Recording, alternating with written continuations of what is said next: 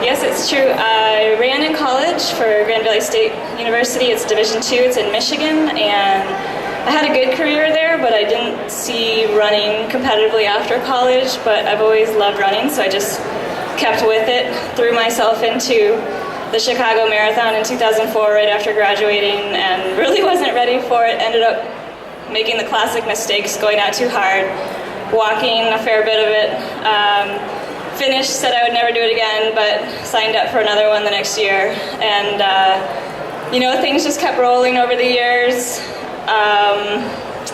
Even a few years after that, 2006, 2007, I still never thought I could qualify for the Olympic trials, but eventually that became my goal. I watched the 2008 Olympic trials from the sidelines and said I want to be there in 4 years.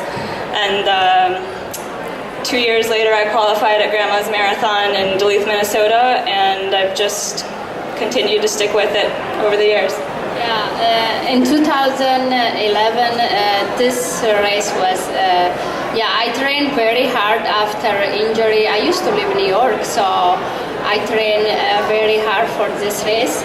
So when I came here, when I ran 2:30, that was my PR. When I ran 2:33, I couldn't believe when I finished, so I was so happy. And then the course is a very nice course, so I like to come back.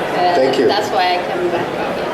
That was my first race back in 2013. I had broken my foot last year in December, actually, at this race. So for me, that was just a kind of a rust buster race, and I was very, very pleased with just being able to get out there and run and be healthy.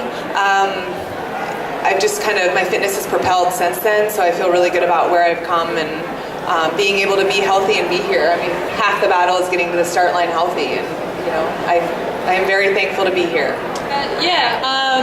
When I was in elementary school, I wasn't always confident about academics, even though I've graduated from Harvard. I was dyslexic and had trouble reading, so I kind of took to being the class clown because that was something I was good at, but my parents weren't really happy because that got me sent to the principal's office quite a bit. I was little, so I always was kind of small in the soccer field, but would try to make up for it by running up and down the field all the time.